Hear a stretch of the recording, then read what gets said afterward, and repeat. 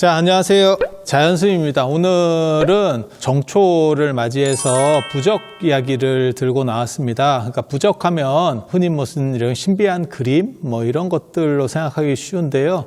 이게 동아시아 문화에서 굉장히 크고 중요한 의미들을 가지고 있습니다. 그러니까 언어를 중시하는 문화가 있고 숫자를 중시하는 문화가 있습니다. 그다음에 형상을 중시하는 문화가 있고, 이게 형상 중시 문화가 사실 동아시아 문화거든요. 그래서 세 개의 문화권이 좀 다르다고 보시면 돼요. 그래서 언어 중심 문화는 뭐 메소포타미아, 그 다음에 인도 이런 쪽은 언어 중심 문화예요. 그래서 언어 중심 문화에서 나중에 발전하는 게 진언, 진실한 말이라고 하는 겁니다. 그래서 진실한 말이 어떤 에너지를 가지고 있어, 특수한 에너지를 가져.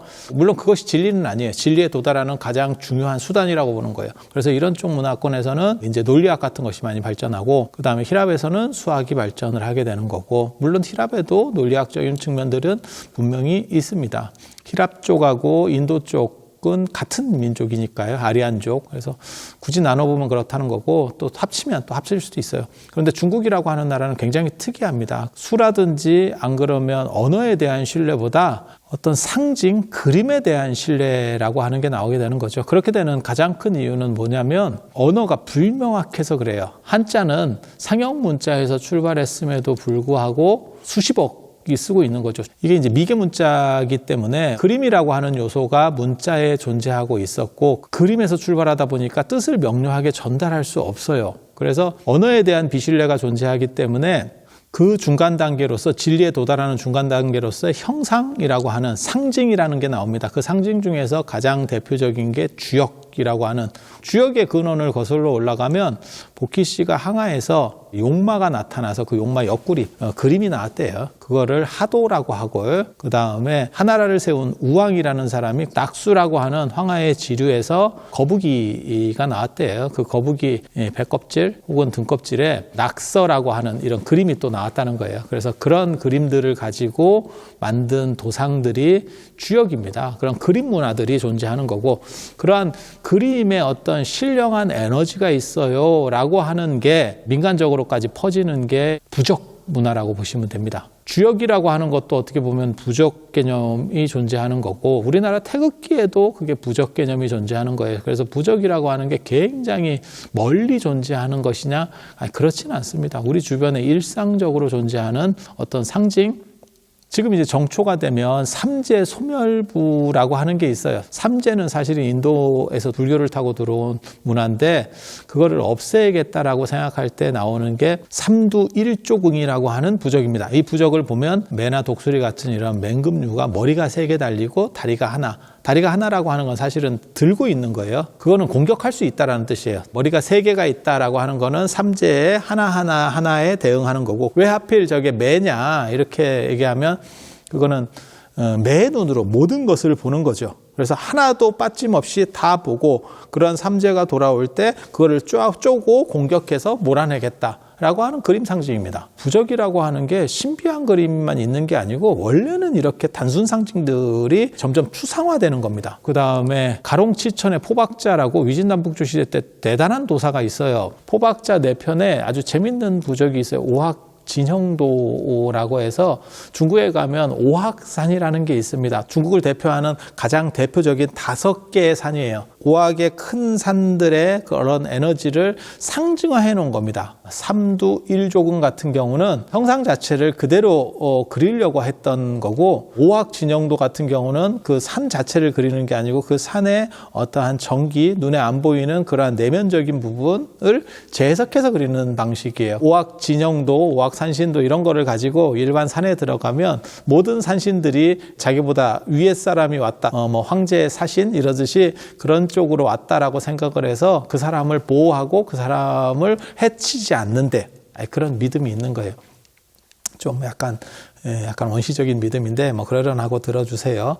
그래서 산을 통과해야 되는 사람들이 그런 걸 가지고 다녔던, 그렇게 지금도 그 그림이 도장에도 남아있고 중국의 태산에 가면 태산의 큰 비석으로 오학 진영도가 이렇게 만들어져 있습니다. 그 다음에 이런 상징성과 실제적인 문자를 섞어서 쓰는 경우들도 있어요. 그게 이제 귀신불침부, 그 다음에 악귀불침부라고 하는 것도 있어요. 귀신이나 삿된 거나 악한 것들이 나에게 다가오지 못하도록 하는 그런 부적. 그런 걸 보면 중앙에 날일자 해가지고 태양 같은 걸 하나를 딱 해서 나를 상징하는 거고, 주변에 있는 귀신이라든지 이런 것들이 침노하지 못한다라고 하는 구조를 상징적으로 표현해 주는 거예요. 삼두 일조근 같은 경우는 형상 자체를 모사하려고 하는 속성이 굉장히 강하고, 그 다음에 오학 진영도 같은 경우는 오학을 어떻게 해서든지 재해석하려고 하는 재해석 부분이 강하고, 그 다음에 귀신불침부를 보면 그 두 가지들이 섞여 있다라고 하는 걸 알 수 있어요. 그리고 문자가 들어가기 시작한다. 자세히 보면 뭐 날일자, 빛광자, 아니면 귀신기자 이런 것들로 상징되는 글자들이 거기에 존재한다는 것을 알 수 있어요. 그래서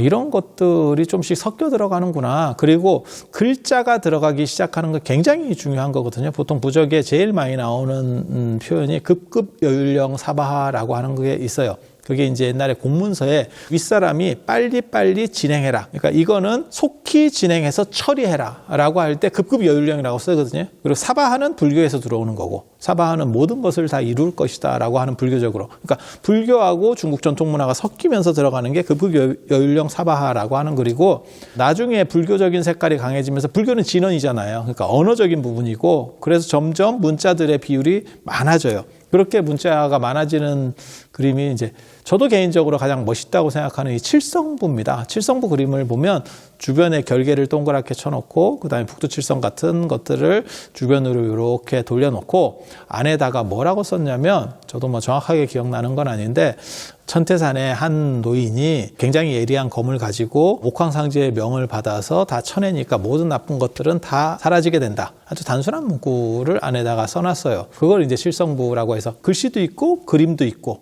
이게 이제 동시에, 그리고 그 위아래는 뭐 온만이 반매운 같이 불교의 기본적 진언들을 써놨고, 그래서 여기는 뭘 의미하는 거냐면 도교와 불교의 접목, 그 다음에 문자가 상대적으로 많이 들어가기 시작한다. 그림보다도 오히려 문자 비중이 커진다라는 걸 알 수 있는, 그래서 진언적 요소와 그림의 요소가 합쳐지고 점점 문자 비율이 커지는 걸 알 수 있는 그런 그림이고요. 그다음에 맨 마지막에 지금 이제 보실 부적은 관음부라 그래서 관세음보살 진언을 가지고 부적으로 놓은 거예요. 인도 범어를 가지고 이렇게, 이런 진언이라고 하는 거는 말을 하는 건데, 그걸 글자로 써가지고 부적 같은 요소로다가 사용하는 것들이 많이 있습니다. 그리고 불교에도 그게 존재해요. 그게 뭐냐면 법성계, 화엄, 일승, 법계도, 그리고 그것만 있는 게 아니고 명효라고 하는 스님의 해인도라고 하는 것도 있습니다. 그래서 그게 문자 부적 문화예요. 어떻게 보면 문자 그림 문화. 그러니까 문자를 가지고 어떤 형태의 그림을 만들어가는 거죠. 사찰에서 흔히 볼 수 있는 건 금강경 탑다라니, 그런 것뿐만이 아니고 글씨와 그림을 섞어서 어떻게 만들려고 했었던 게, 조선시대 때 제일 유명한 거는 퇴계 이황이 만든 성학십도라고 하는 겁니다. 성학십도. 성리학과 관련된 10개의 그림, 거기에는 뭐 장제와 관련된 것도 있고 주자와 관련된 것도 있고, 그래서 그런 걸 도상으로 만들어서 선조에게 나중에 올리게 되는 거죠. 그래서 성학십도라고 하는 그림을 쫙 이렇게 만들어서 병풍같이 놓고 이렇게 쓰는 경우들도 많이 있습니다. 그래서 그런 걸 문자도, 문자 그림, 내나 부적이라고 생각하시면 돼요. 그리고 예전에는 많이 썼지만 지금은 사라진 부적 그림이 처용도라고 하는 게 있습니다. 아시다시피 뭐 처용 얘기 보면 역신을 처용이 물리치고 처용 얼굴만 있어도 뭐 들어가지 않겠다라고 했다는 뭐 그런 얘기 다 한 번씩 들어보셨을 거예요. 그래서 역병이 유행할 때 처용의 그림을 밖에다가 붙여놓으면, 아까 오학 진영도랑 똑같은 거죠. 오학이라고 하는 최고의 산의 권위를 내가 가지고 있기 때문에 조그만 산에 들어갔을 때는 그런 산신들이나 도깨비들이 장난칠 수가 없어요 라고 말하는 것과 굉장히 비슷한 구조라고 보시면 되죠. 그래서 처용의 권위를 빌려서 역병을 물리치겠다. 하지만 지금 처용 그림을 쓰는 경우는 없죠. 하지만 불교에는 아직도 이런 비슷한 게 남아 있습니다. 그게 달마도입니다. 달마도를 뭐 집안에다가 놔두면 어쩌고 저쩌고 이런 얘기도 있고, 뭐 수맥도 차단한다는 등 이런 얘기들이 있는 것도 그러한 그림 문화의 유풍이라고 보시면 되겠습니다. 그래서 부적을 가지면 뭐 그걸 가지면 신기하게 어떤 에너지가 나오고, 그런 거하고는 약간 다르다고 보시면 돼요. 그러니까 포스터 개념 생각하시면 됩니다. 포스터에서도 어떤 에너지가 있지. 불조심 포스터를 보면서, 아니면 방공 포스터를 보면서 우리가 경각심을 가질 수 있지.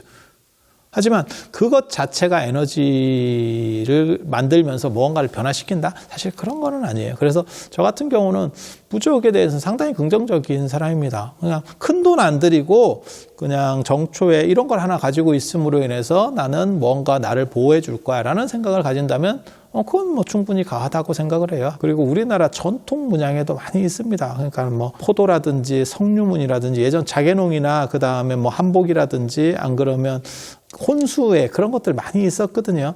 그 다음에 박쥐문이라든지 이런 것도 다 부적 비슷하다고 보시면 돼요. 그런 것들의 상징은 다산, 그 다음에 복, 뭐 이런 것들을 상징을 하죠. 이게 종합적 부적 문화라고 보시면 돼요. 그래서 그런 것들을 극복할 수 있는 또 다른 수단으로서의 부적이 가볍게 존재할 수 있다면 뭐 그것은 아주 긍정적이라고 봅니다. 그건 전통 문화의 계승과 관련해서. 그렇지만 그것에 매몰돼서 빠진다면 다른 것도 마찬가지예요. 점도 마찬가지라고 생각을 합니다. 그래서 그런 부분들은 안 좋은 거고.